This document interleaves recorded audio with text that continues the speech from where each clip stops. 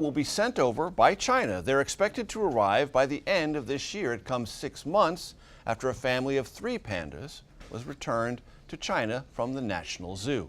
Well, that does it for today. We will be back with another edition of America Decides tomorrow at 5 p.m. Eastern. The Daily Report with John Dickerson starts right now.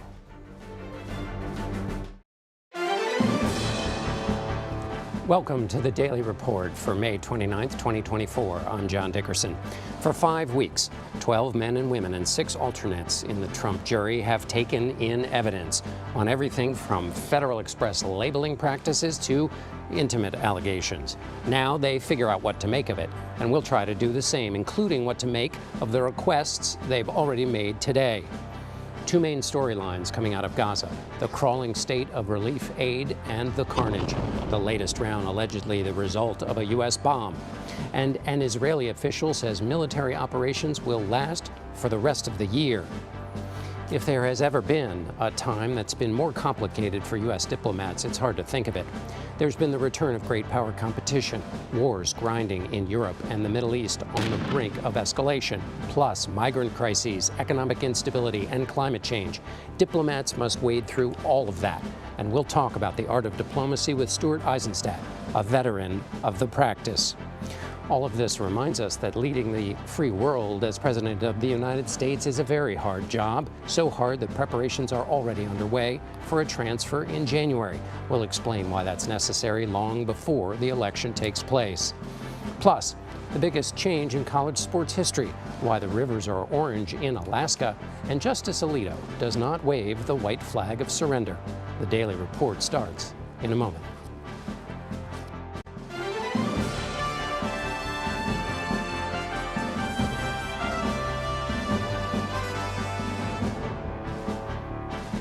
Hello, thank you for joining us. We begin our report around a long table in a rectangular private room inside a Manhattan courthouse where 12 New Yorkers are poring over notes from 16 days of testimony from 22 witnesses with 10,000 words of instructions by a judge to guide them. Their task? To be the judges of facts and decide whether the defendant, Donald Trump, is guilty or not guilty. It took about an hour for Judge Juan Merchan to give his instructions to the jury. To convict the former president, the jury must find that he made false entries in business records with the intent to defraud and intent to commit or conceal another crime, breaking any of the laws related to elections, taxes, or other business records. The verdict must be unanimous and based only on the evidence presented at trial. CBS News campaign reporter and attorney Katrina Kaufman has been covering all those days and all those witnesses, and she joins me now. So, what do you make of these jury instructions? I mean, the jury instructions are such a crucial part of this case, and the judge took an hour this morning to explain them in detail to the jury, and they really could be very determinative of the outcome of this case. Just the way that the jurors have to apply the law to these very long story with a lot of facts. And it's also just a very layered charge. As you were saying, they have to both find that Trump falsified business records and that there was the intent to commit or conceal an underlying crime, which the prosecution says is a violation of the New York election law 17-152. So he really had to explain the details of all of this to them and how to define these laws. And just on that question of the that he falsified the documents to cover up or another crime, the jury can pick and choose, right, between any of the possible other crimes. In other words, it can be election law, state election law, federal election law, or tax law or business law. They can kind of pick from any of those, right? Yes, that's what's really interesting, because there has to be an element of unlawful means, but they don't all have to be unanimous on what those unlawful means are. So as you were saying, it could be a federal election crime, it could be a tax crime, or it could be falsification of other business records. And that actually could be potentially the simplest way to a conviction for Donald Trump, because those business records could be tax records, 1099s that the Trump organization issued to Michael Cohen, for example, or when Michael Cohen set up these LLCs that he used to pay back Stormy Daniels. He admitted on the stand that he told a lot of false information when he was setting those up. So that's another avenue here for fulfilling this unlawful means requirement. And Katrina, and actually, it was interesting. I was sitting. Oh, sorry. Go ahead. I was just saying, I was sitting next to a retired judge in court, actually, and he was saying that until today, and take this with a grain of salt, he felt like he was 80% sure that he could see a conviction in this case. But once he heard the jury instructions today that laid out these other falsified records that could be used as unlawful means, it made him even more confident that the jury could potentially unanimously decide to convict Donald Trump. Fascinating. Now, what do you make of the two, or I should say, of the requests made by the jury, the questions they asked for, the clarifications? How do you read those?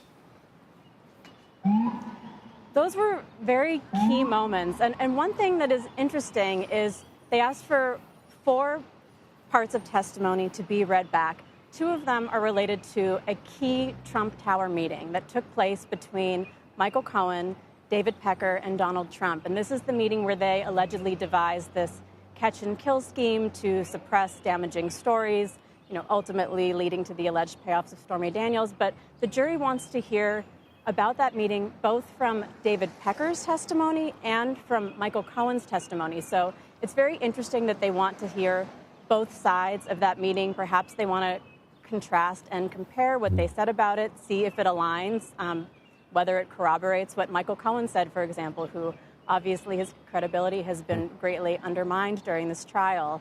And then another part they wanted to hear about was a phone call that David Pecker had said he received from Donald Trump at the time he was at an investor meeting in New Jersey. He said it was very memorable and that Trump had called him to talk about Karen McDougal.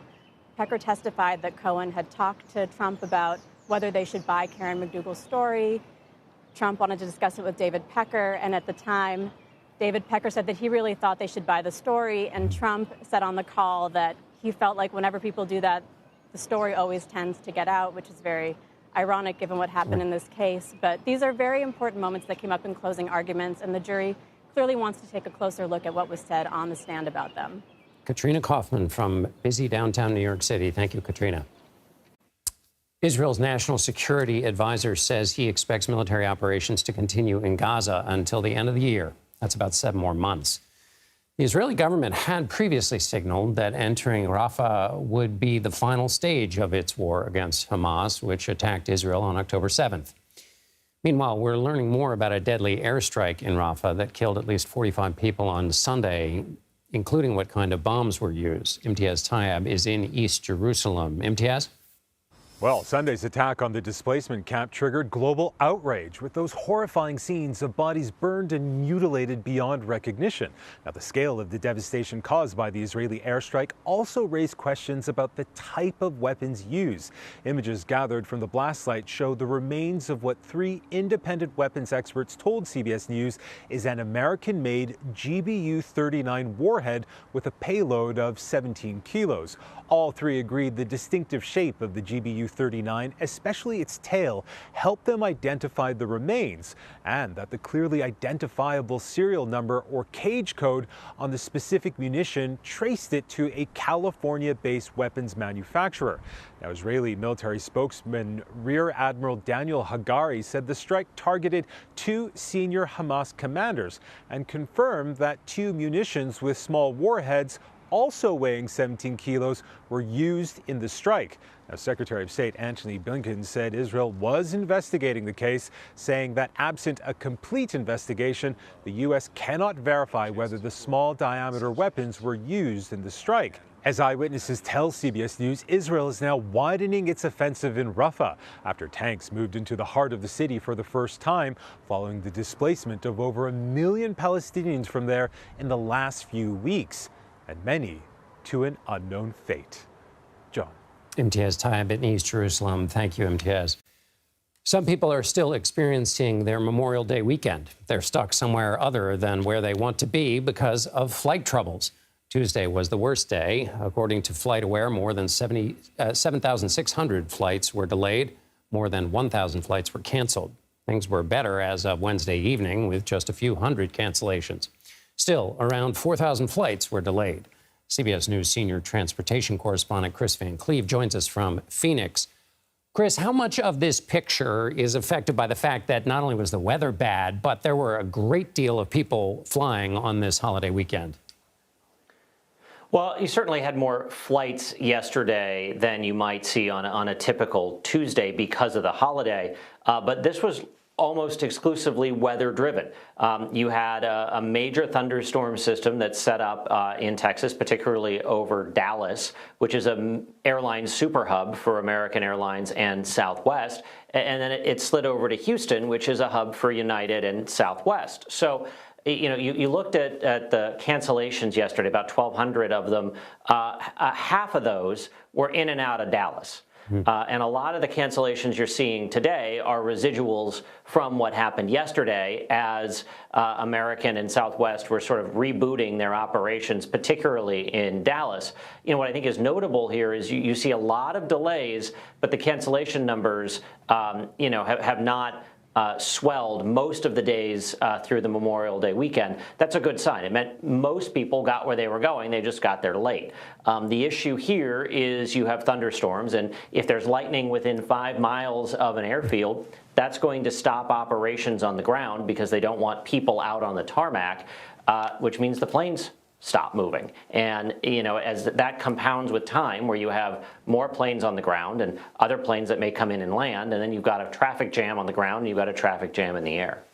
So should I take it from what you're saying that in this case it was the weather and it really hit those hubs?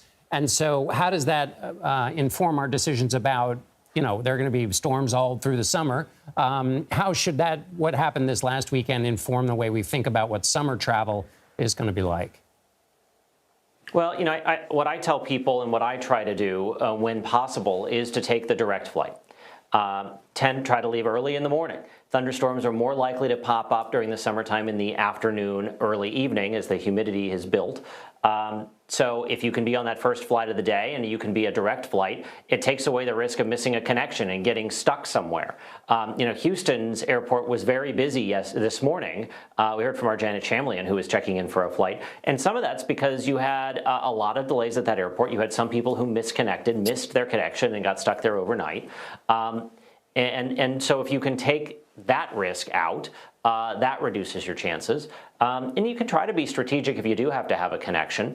You know, some airports, you know, if you go into Chicago in the summer, you're probably less likely to see thunderstorms. But, you know, to some extent, we're all at the mercy of Mother Nature. Here, the airlines are pretty good at, they all have their own meteorology departments. They're pretty good at knowing when a thunderstorm is likely and trying to plan around it. But when you have a giant storm that just parks itself over a major hub, or you have day in and day out of a storm, that system that's sort of a pattern that's stuck, there's not a lot the flyers or the airlines can do about the weather. Always bring chargers for your devices and a good book in case you're stuck somewhere. Chris Van Cleve in Phoenix. Thanks, Chris. For more on the storms we could see in the coming days, here's Alex Wilson from our partners at the Weather Channel. It's been a really active month of May when it comes to storms, and we're going to keep it that way for the final 2 days of the month. Tomorrow's risk, including parts of Colorado and Kansas, down through Oklahoma and a lot of Texas. Once again, the Dallas-Fort Worth metroplex is in the zone. We've got a few time frames to watch. You can see Oklahoma City right around midday. Those storms north of Dallas by the evening. It's going to be late night most likely for Dallas, so late Thursday into very early Friday morning. Watching for some strong winds, heavy rain, perhaps some hail as well. That continues down towards Houston into Friday morning, just in time for the drive. Tomorrow into Friday, we do have to watch for flash flooding potential across the southern and central plains. Areas in the darker shade of green have a little better risk zone. Then on Friday, again, parts of Texas, including Dallas, Waco, Austin, Houston, over into sections of Louisiana, Oklahoma, and Arkansas, bracing for more opportunities of severe weather. Well, for more in-depth coverage, watch the Weather Channel on cable and now live on your favorite TV streaming device. Alex Wilson, thank you.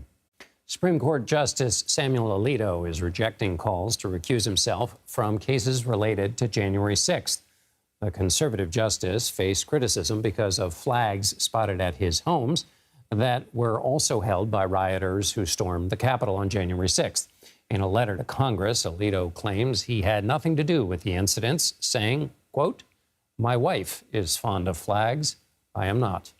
He ended the letter saying, quote, "A reasonable person who is not motivated by political or ideological considerations or a desire to affect the outcome of Supreme Court cases would conclude that this event does not meet the applicable standard for recusal. I am therefore duty-bound to reject your recusal request." Prosecutors dropped all charges against golfer Scottie Scheffler related to a traffic incident in Kentucky 2 weeks ago. The 27-year-old had claimed the situation was a misunderstanding. Scheffler was arrested in Louisville outside the PGA Championship. He was accused of assaulting a police officer with his vehicle while that officer directed traffic after a pedestrian death. The arresting officer claimed he was dragged by Scheffler's vehicle. However, the defense attorney says eyewitnesses didn't see that happen. The officer's body cam was also not turned on. Major League Baseball is correcting the record. The league now incorporating statistics from the Negro Leagues into the official records, what that means for past and current players. Plus, it's hard to master the art of diplomacy. Ambassador Stuart Eisenstadt has served half a dozen presidents and has written a book on the skills required. He'll join us. You're streaming The Daily Report.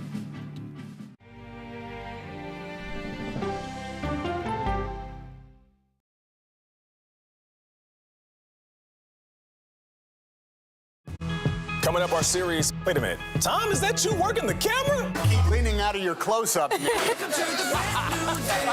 Your morning routine just got better. CBS Mornings, weekdays at 7.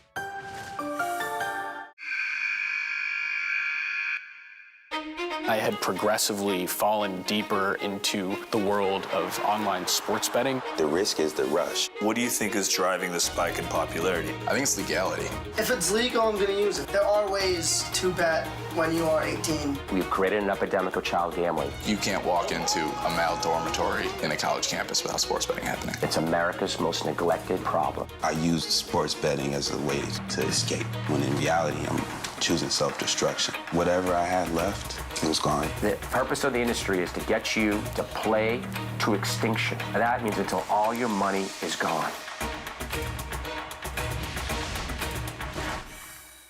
Go to the ends of the earth. Reach for the stars. Yeah, I just took off. That kind of thing. Oh, that's pretty good. Because there's always something new under the sun on CBS Sunday morning. An original documentary from CBS Reports. That desired farm, it's a wonderful place to raise children, and it still is. Promises broken. Black Americans have been the target of racism and discrimination pretty much from the time they acquired ownership in the land. Costing black farmers hundreds of billions in generational wealth. They did everything to make sure we were run off that land. But communities are uniting to continue the fight. Collective ownership is powerful. To keep their land and their dreams alive. To watch my children play on land that we own means everything. So land is power. Most definitely. 40 Acres and a Mule, now streaming on the free CBS News app. People with developmental disabilities were once sequestered by the hundreds of thousands in institutions. Many of our fellow citizens are suffering tremendously because lack of attention, lack of imagination, lack of adequate manpower. Disability activists have since torn down barriers blocking them from living at home or in the community. We conclude that Title II of the ADA requires states to provide community-based treatment for persons with mental disabilities. But of the 16,000 people who remain in state-operated institutions, half are in 5 states, and Illinois is one of them. I don't want to live in the institution. It makes me feel discriminated against. Do you think there are people living in institutions in Illinois that don't need to be living there? Yeah, because they're proving it as soon as they get out.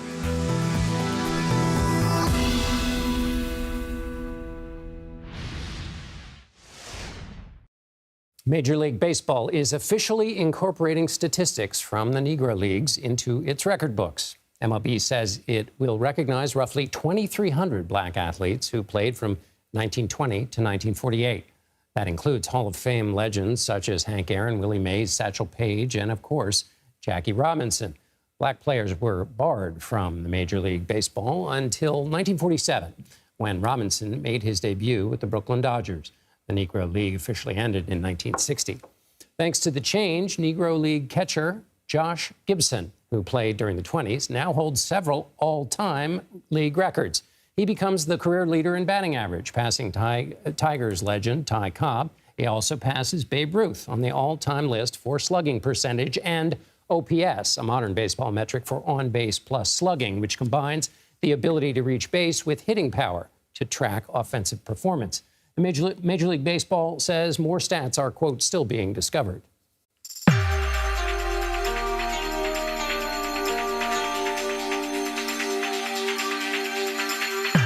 Rivers in Alaska are turning orange. A new study is blaming climate change. According to the findings from the National Park Service, toxic metals, long frozen in permafrost, are seeping into the waterways of Alaska's Brooks Mountain Range thanks to a rapid rise in temperatures. Studies show the Arctic is warming 4 times faster than the rest of the world. While the rusty rivers may look otherworldly, the thawed minerals are contaminating rivers and streams, leading to a decline in aquatic life and concerns about the communities that rely on the waterways for drinking and fishing. American leadership has been tested in a number of different venues across the globe, from the wars in Ukraine and Gaza to tense relations with China. But in order to reach a peaceful resolution to these global issues, the U.S. must rely on diplomacy. In his new book, The Art of Diplomacy, How American Negotiators Reached Historic Agreements That Changed the World, Ambassador Stuart Eisenstadt examines how significant domestic and international agreements reached over the past 5 decades can help provide a framework for the U.S. in its future diplomatic endeavors. The book, out Tuesday, also includes a posthumous foreword written by Henry Kissinger, former Secretary of State under President Richard Nixon, before he died last November at 100 years old. In that passage, Kissinger says, quote, "The choice to negotiate is not a sign of weakness, but a necessity in confronting the world's greatest challenges." And joining us now is the author of The Art of Diplomacy, Stuart Eisenstadt. He was the U.S. ambassador to the European Union from 93 to 96 and served in 6 presidential administrations, both sides of the aisle. He currently serves as the chairman of the U.S. Holocaust Memorial Museum Council, appointed by President Biden. Welcome, Ambassador. Thank you. Thank you very much. Good to be with you. Let's just start in a very basic way. What makes a good diplomatic negotiator? Realizing that you're not in a poker game where it's winner take all. In a negotiation with sovereign countries, it has to be a win-win situation. And the negotiator has to have the following characteristics: a fierce determination to succeed, political courage to take on oftentimes your own political base, to take on popular positions, intelligence, judgment, and preparation. Bob Lighthizer, Trump's trade negotiator, said preparation, preparation, preparation.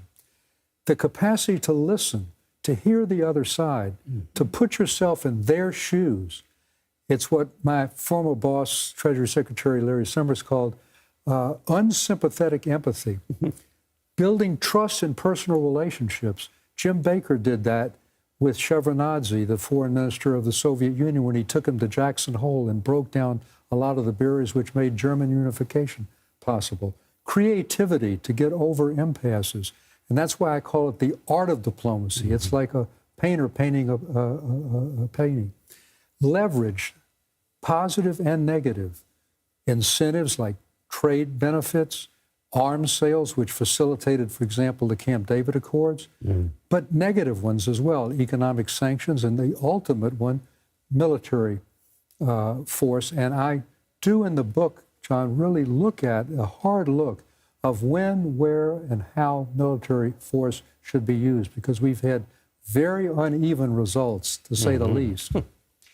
And last is stamina. A negotiation will last months, sometimes years, and it's like a marathon that always ends in a sprint at the last couple of days. Kissinger coined the term shuttle diplomacy for 13 days up and back between Israel, Syria, and Jordan. And when I negotiated the Kyoto protocols on global warming, for 5 days we averaged maybe 3 hours of sleep. Jimmy Carter at Camp David, again, a marathon with a sprint at the end. With Begin, almost no sleep with 20 drafts that he did. Let me ask you about how all of that work, which you've described, which is patient, requires restraint, all the things you've described seem to have been squeezed out of modern partisan politics, where, particularly in presidential campaigns, discussions about other nations are often described as we're going to defeat them. It's not win-win. How does what you've described coexist in today's partisan world? So partisanship is a terrible disability for the United States for a negotiator representing the country, because Senator Vandenberg many decades ago said that politics in terms of foreign policy should end at the water's edge. It doesn't now. And so if you're negotiating on, let's say, Ukraine, and you have a Congress that holds up aid for 6 months, or in climate change, you had a piece on climate change. I negotiated a climate change agreement. But what happens is we have no consistency on climate change. Depending on who is elected, we're either in or we're out. And we've gone from Bush being George H.W. Bush initially in, then out, then Clinton in, then Bush 1, 2 out, then Trump out again, then Clinton in. I mean, this is not a way to negotiate. So that polarization is terrible. And last, if you take the nuclear agreement that we had in 2015 with Iran, the fact that President Trump pulled out of it shows an instability. Who's going to negotiate with a country when you know the next presidential election may totally change the prescription? Let me ask you as a final question, because you've done so much work on the Holocaust and remembrance of it, and dedicated really your career to it in part. The Anti-Defamation League has said that the number of anti-Semitic incidents have increased in the U.S. by more than 300%. As someone who has had such an intimate understanding of the history of the Holocaust, does that number surprise you, or has it always been embedded in that history that you know so well? When I was ambassador to the European Union under Clinton, my late wife and I used to go all over Europe. We could always tell where the Jewish institutions were, the synagogues, the cemeteries, the day schools, because they had armed guards. And we said, thank God we don't have to have that in the United States. Pre-October 7, we now do. And it's gotten so much worse. Our campuses have become battlegrounds. There's a tremendous amount of ignorance about the whole creation of the state of Israel.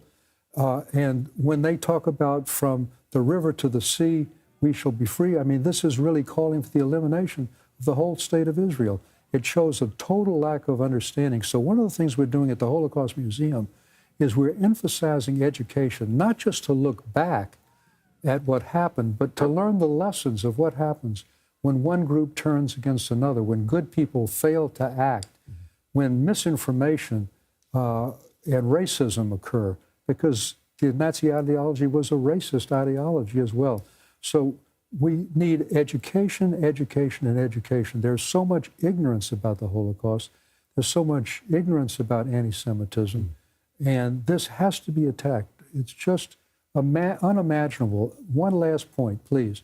When I gave the speech at the Days of Remembrance with President Biden and with the Speaker Johnson and with Jeffries, I said, just imagine what Holocaust victims who came to the United States after the war think when they see people yelling, death to the Jews, death to Israel, when they have to see armed guards at synagogues.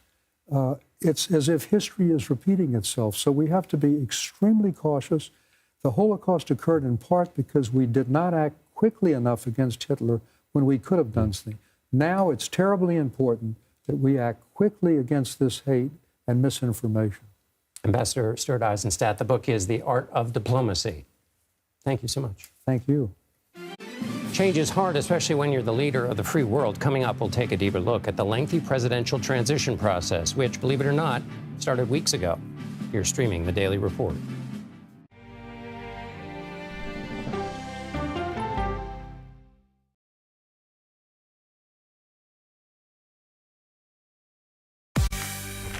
Going our places, bright, shiny faces. When you wake up in the morning, we want to be your go-to team. Nate has one of the quickest minds I've ever seen. Tony has a way of making people feel comfortable. Gail has this unbelievable knack to ask the question that you're asking at home. I've been told I could talk to a tree, and that's pretty much true.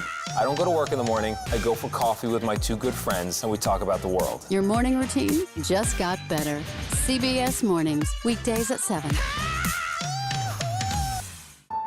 It didn't seem like anything could happen, because nothing ever happens in East Palestine, but it did. Authorities released toxic fumes from 5 derailed train cars. Resident, please evacuate. Acute bronchitis due to chemical fumes. Did you ever have these problems before the derailment? No, ma'am. This neighborhood's not safe no more. We can assure the community that there's not vinyl chloride entering their communities. Then why are there so many people feeling these various symptoms of bloody noses or difficulty breathing, bronchitis? That's a hard question to answer. We're talking about one of the most blatant releases of a mixture of some of the most toxic chemicals that we've seen in America. I feel like now I have a duty to warn other communities. If my daughter has to watch me die of cancer, at least it saves someone else.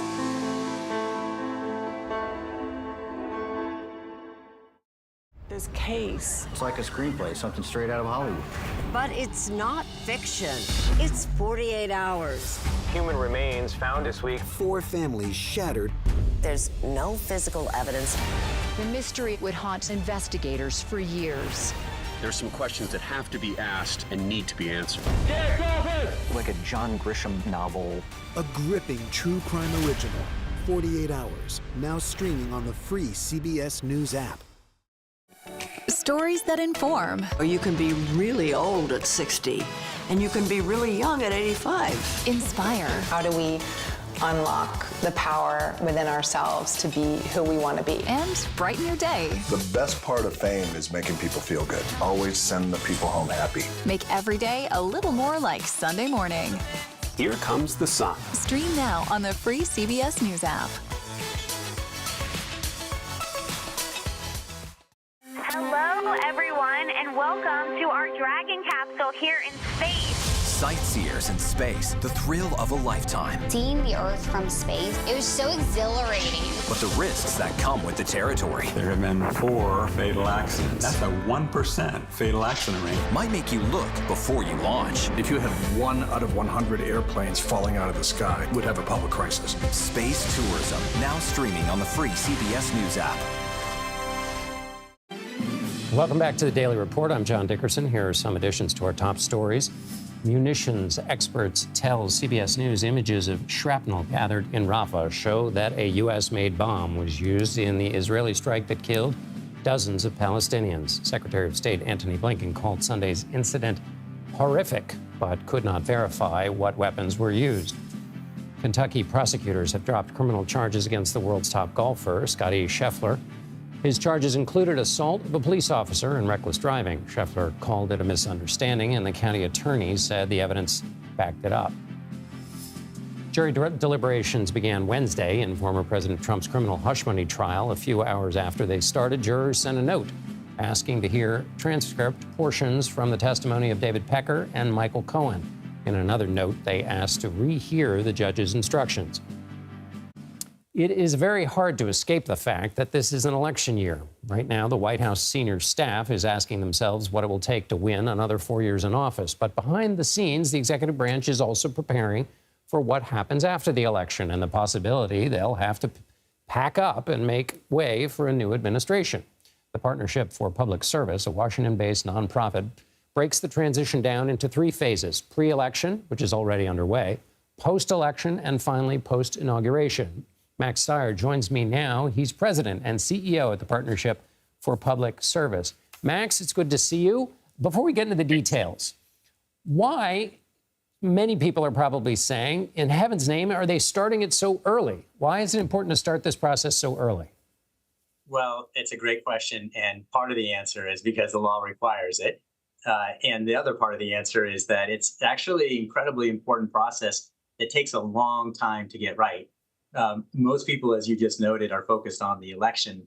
The reality is that you run to not just win the election, but to run the government. And to take over the government is an enormous task. You're talking about north of 4 million people when you include the military, hundreds of operating entities, 4,000 political appointees, trillions of dollars to spend.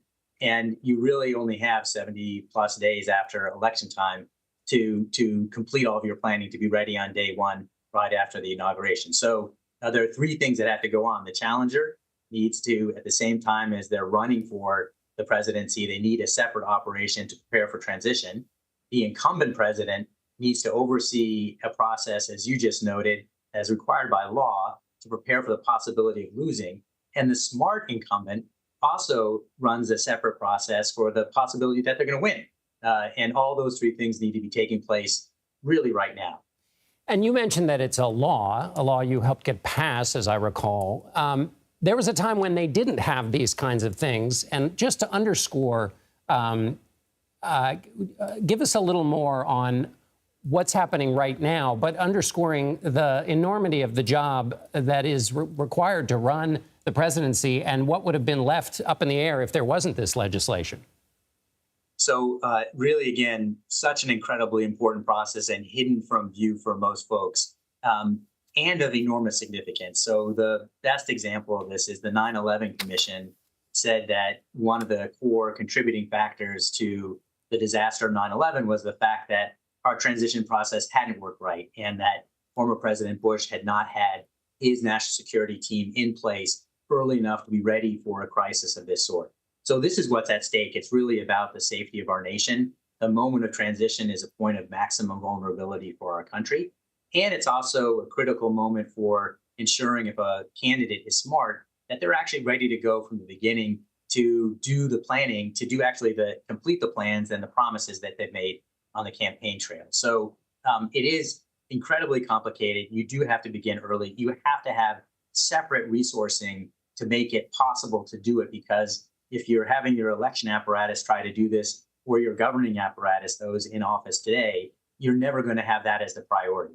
And the work is, the best metaphor I can give is sort of the universe pre-Big Bang.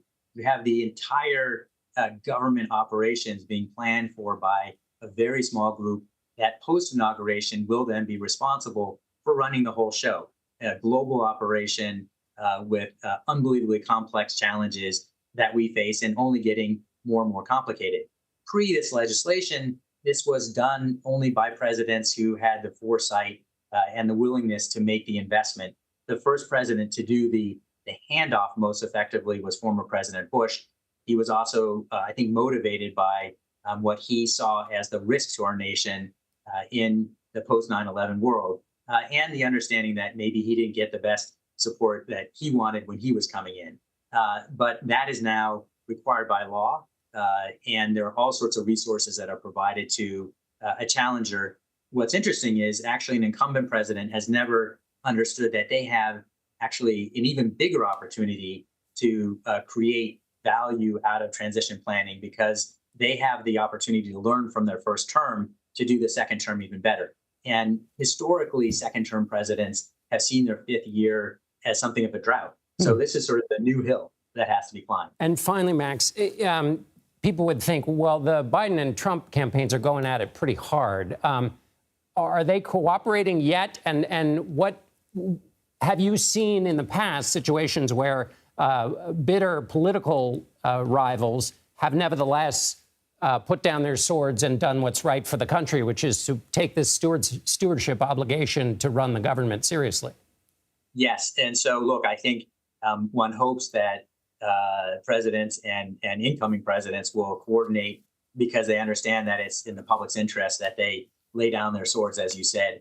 The history is mixed. I will be direct on this. In 2020, we saw a very unhelpful transfer of power. I hope that will not be repeated. I don't anticipate that it will be.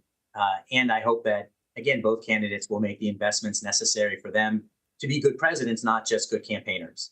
Max Stier with the Partnership for Public Service. Thank you so much, Max. Thank you. Taiwan's cabinet will reject legislation that critics argue would reduce the power of the island's president and give more control to Beijing. The proposal has led to massive street protests. It would give the legislature more power over the budget, including defense spending. The Beijing-aligned opposition party currently controls the legislature by a single-seat majority and supports reunification with China. The Democratic Progressive Party, which includes the president, calls the proposal an overreach. In Georgia, the nation's parliament overrode the president's veto of what she and other opponents call the Russian law. Thousands of people have been protesting in the capital, Tbilisi, since the bill passed earlier this month. If the president doesn't endorse it by next week, the Speaker of Parliament will sign it into law. The legislation requires media companies and organizations that get more than 20% of their funding from abroad to register as, quote, pursuing the interests of a foreign power. Critics say it mirrors a law in Russia that the Kremlin uses to crack down on government dissent. Georgia's president said the measure will hurt the country's bid to become a member of the European Union. The United States returns millions of dollars worth of stolen artifacts to Italy. The confiscated collection includes hundreds of trafficked valuables, from tiny Roman coins to life-size bronze statues. Ian Lee has more. At first glance, you could mistake this for an art museum. But everything on display at this former prison in Rome was stolen. More than 600 priceless treasures, valued, if you must put a dollar amount, at more than $80 million. Ancient statues, mosaics, and manuscripts are all part of Italy's decades-old effort to recover antiquities that tomb raiders snatched, selling them to dealers who forged certificates of authenticity to market the loot to high-end buyers, auction houses, and museums. We also have pieces here from the Metropolitan Museum of Art in New York, as well as a dozen different museums, collectors, institutions, and galleries from around the United States. U.S. officials say they're committed to returning the stolen art as a sign of respect for Italy and its artistic heritage, and say there's a lot more where this came from. As this interview is being conducted, an antiquity is being trafficked.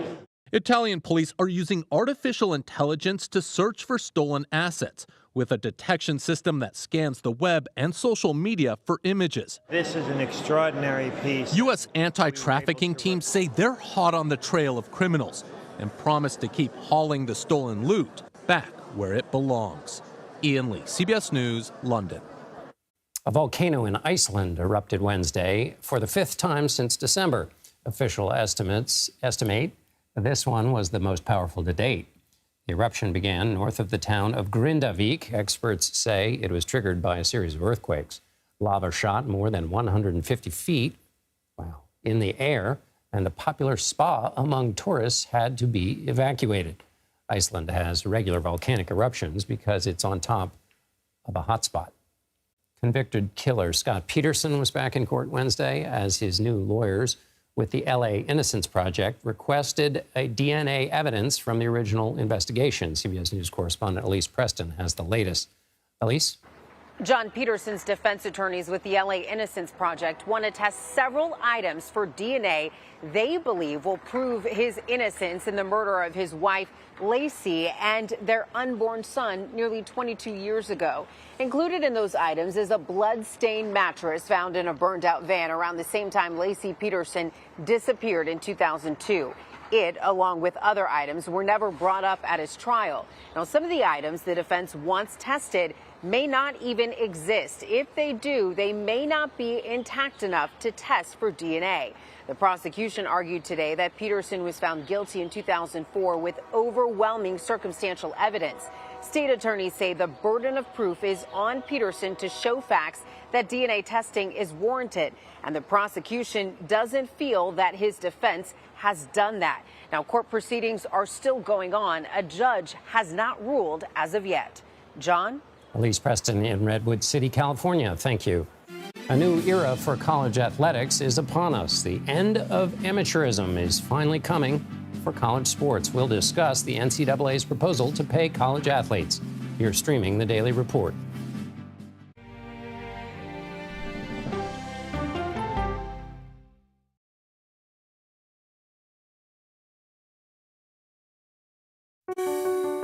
Washington is the seat of power. National security, foreign policy, global economics, every story comes through Washington in some way. We bring some of the most powerful voices in America to the table. We don't just ask the questions, you have to go deeper. We try to understand what's at the heart of the issue we're talking about, to then come forward with solutions. Face the Nation on CBS. The justices ruled that Harvard and the University of North Carolina violated the Constitution. In the aftermath of the Supreme Court decision to end affirmative action in college admissions, uncertainty sets in for some students of color. Affirmative action really gave us an equal opportunity. CBS Reports explores the historic decision and what it means for those chasing an opportunity to change their lives. I knew that college was the ticket to break this cycle. The end of affirmative action, now streaming on the free CBS News app. Okay, let's go. You guys good? Hey. All right, we good? Keep going. The clock, it's ticking. Off we go. 60 minutes. 60 minutes. 60 minutes. It's time for 60 Minutes, Sundays on CBS.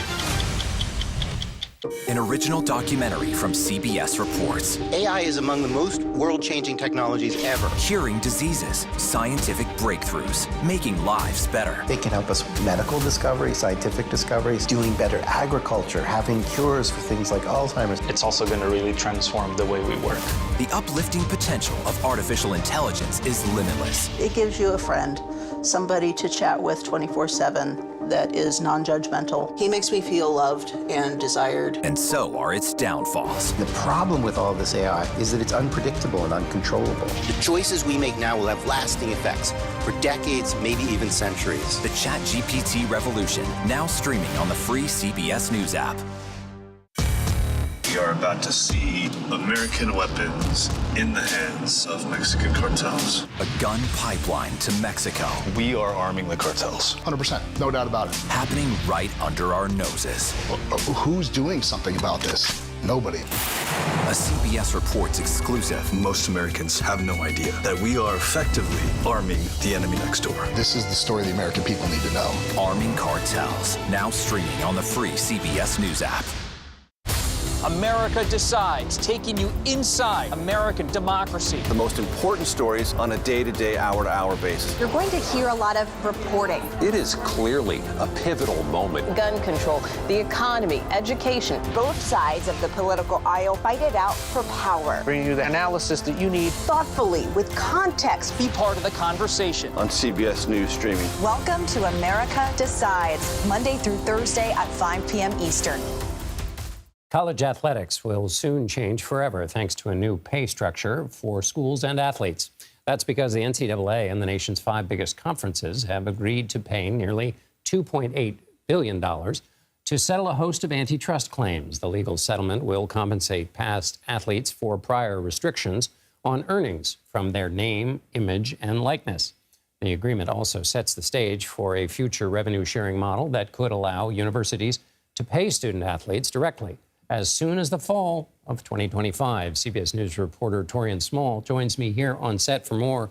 Torian, walk us through the details of this settlement. Yeah, like you said, the timeline there is $2.8 billion over 10 years to around 14,000 students in damages. Who is eligible for a payday? Student athletes enrolled at these colleges between the years of 2016 and 2020. But the obvious lead here is that this sets up a new compensation model. Schools will now have the ability, and it's certainly not a requirement, but they're allowed to set aside up to $21 million a year in revenue in order to share that with students. For the first time in over a century, really, for the NCAA, they're allowing their schools to effectively pay their student athletes. And how do people guess that will change the way I can imagine 1,000 different ways, but how do people guess that's going to change college sports as we know it? Well, the idea of amateurism is out the window now. I talked to Steve Berman. He was one of the counsel for the plaintiffs in this suit, and he said that's dead. He had been pursuing this for 2 decades, a compensation suit against the NCAA, and they've always held that as a hard-to-chip-at defense. But now, after the 2016 ruling on name, image, and likeness, this essentially breaks down those walls and opens the door to these students now becoming professionals. Now, what this looks like for other schools outside of the 69 that's a part of the Power Five, this could be a bit more difficult for them to sustain. They're not getting as much money as these bigger schools. And competitiveness, recruitment could be on the line here. That was a major issue that was brought up by some of the experts at the Sports Center or Sports Law Center at Villanova. Because they worried if you don't have a whole bunch of money in your football program and you can't pay these athletes, then they're not going to come play ball for you, essentially. And there's a host of other concerns beyond that. There's no bargaining, collective bargaining that we see in professional sports with these students. With the cap of $21 million a year in revenue share, how do you prioritize which programs will be optional for pay for students? Would football and men's basketball be able to see their student athletes get paid while women's basketball, other sports not? And the whole argument was that these athletes were losing out because the schools were making gobs of money on their play, but they weren't being able to share in it. Last question. There are other lawsuits, right? This was to settle one suit, but what else is out there? Yeah, so Berman told me that this could most likely resolve a suit out of Colorado, a similar antitrust suit out of Colorado, but there are still lingering litigation around other challenges to NCAA rules. The ability for student athletes to transfer out of school is also under question of NCAA name, image, and likeness restrictions on new recruits, as well as this one suit out of Pennsylvania that poses the question, should student athletes be considered employees of these universities? And then ultimately, like any other settlement, these athletes now have the option to opt out of this class action suit to pursue their own claims against the NCAA. Would that be as advantageous? Probably not, though. That's fascinating and complicated. Torian Small, thank you so much. Still to come, scaling Mount Everest is at the top of many bucket lists, but for one woman, the monumental accomplishment took hardly any time at all. We'll explain the new record. You're streaming The Daily Report.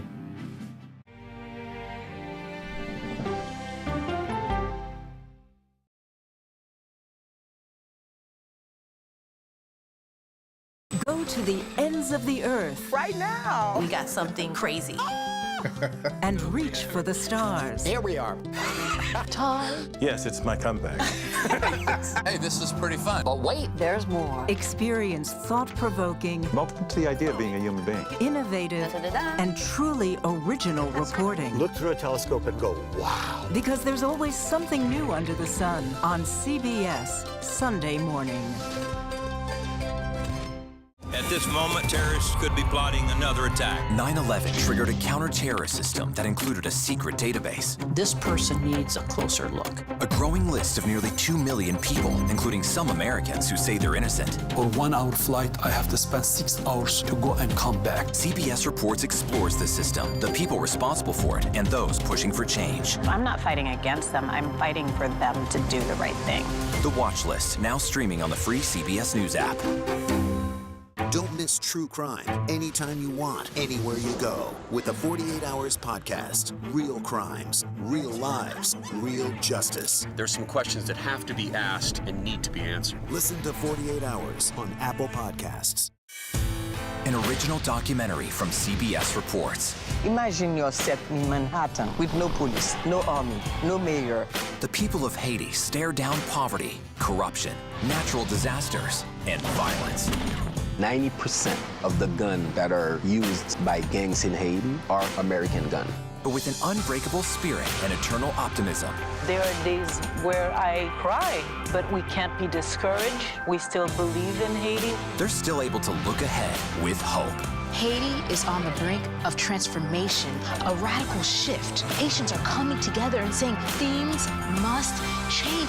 Fighting for Haiti, now streaming on the free CBS News app. Hey there, welcome to The Uplift. I thought she was a groom, and I stepped back and I went, oh, you're the queen. She's going to be with me every instant that I'm alive. I just wanted to see if you'd go to Disneyland with me today. I look over at him and he's smiling. I'm going to remember that the rest of my life. They told us when he was going to be born, he was only going to live for 30 minutes. It's really a miracle that he's with us today. The Uplift. Stream now on the free CBS News app.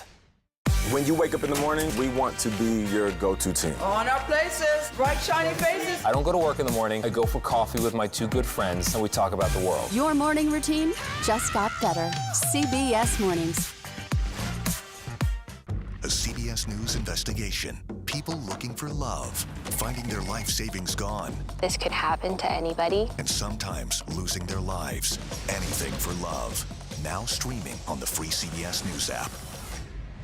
One Mount Everest guide service says it takes about 50 to 60 days for a climber to summit the mountain. It took Punjo Lama a day to go up and back, setting a record. Because the trail has become so crowded, roughly 800 people attempt to climb Everest every year during the peak season. The 32-year-old Nepali climbed all night to avoid congestion. There were plenty of reasons to stay awake, including extreme terrain and very thin air. After 14 hours and 31 minutes, she reached the summit at roughly 29,000 feet. It set a new world record for fastest climb to the top by a woman. Lama, who was raised in a yak herding community, 4,500 to 5,000 meters above sea level, told CNN, quote, "Mountains are my playground and my home. A mountain never says that you are a woman or you are a man, which is why I like mountains, because a mountain is always equal." A lot of parents think their child is an artist, but one toddler is officially being recognized as one. Guinness World Records named Asliam Nana Ankra from Ghana the world's youngest male artist. So how does one qualify at this young age? Guinness said he had to be part of a public professional exhibition and sell at least one piece. Asliam sold 9 out of 10 pieces he had on display at the museum. His mother says her son chose his own canvas and colors. Once he's done, he says, "Mama, finish." Here's a look at some of the stories we're covering in our next hour. Donald Trump's fate is now in the hands of a jury. The highlights from the first day of deliberations in his New York criminal trial. Plus, addressing some of the world's biggest and most important issues takes a certain level of skill. We'll dive into the art of diplomacy with a master of the subject. And Memorial Day has come and gone, but some airports are still dealing with delays. We'll show you what to expect. You're streaming CBS News.